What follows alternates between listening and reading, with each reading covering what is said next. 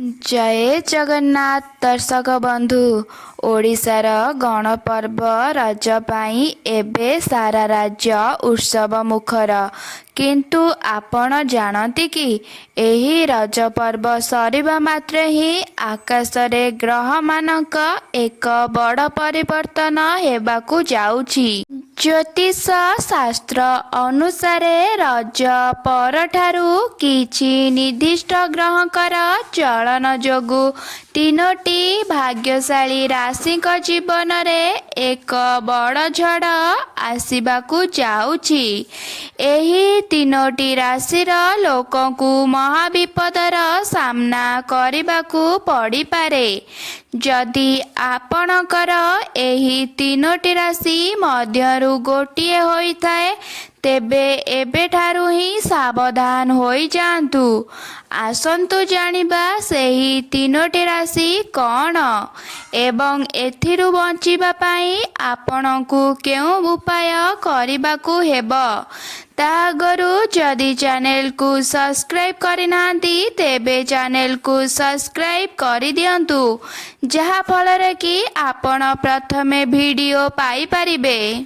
एही तालिकारे आसुथिबा सबुठारु प्रथम राशिटी हेउछि मेष राशि। मेष राशिर जातक मानक पाई रज पर समयटा टिके चिंताजनक रही पारे। ग्रह मानकर अशुभ दृष्टि जोगु आपणकर चाकिरी किंबा व्यवसाय रे क्षति हेबार संभावना अछि। आपण जेउ कामरे हाथ देबे सेथिरे बाधा सृष्टि होई पारे।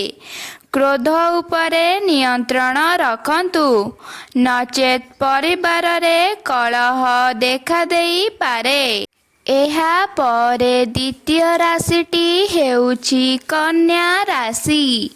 रज परठारु आपणकु स्वास्थ्य संबंधी बड़ समस्यार सामना करिबाकू पड़ी पारे। विशेष करी गाड़ी चलाइबा समय रे अत्यंत सावधानता अवलंबन करंतु। आपणकर कौनसी पुरुणा शत्रु आपणकु हैरान करिबाकू चेष्टा करि पारंती। आर्थिक लेन देन कला बेले काहाकू आखि बुझी विश्वास करंतु नाही। आम तालिकारे थिबा तृतीय एवं शेष राशिटी हेउछि कुंभ राशि। कुंभ राशिर व्यक्ति विशेषक पाई मानसिक चाप बढ़िबार संकेत मिलुछि। व्यर्थ खर्च जोगु आपणकर आर्थिक स्थिति बिगिड़ी जाइपारे।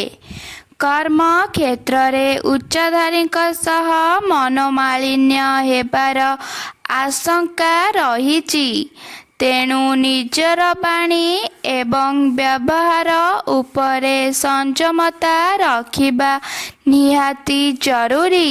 विपद समय रे भयभीत न होई प्रतिकार करिबा उचित। एही अशुभ प्रभावरु रक्षा पाइबा पाई रज परठारु प्रतिदिन सकाळे महाप्रभु जगन्नाथଙ୍କୁ स्मरण करंतु एवं हनुमान चालीसा पाठ करंतु। गरीब लोकंकु किछि दान करंतु। एहा द्वारा ग्रहदोष खंडन होई पारे। आशा करुछु एही सूचना आपणक पाई लाभदायक हेबो। भिडियोटी भल लागिथिले लाइक एवं शेयर करंतु।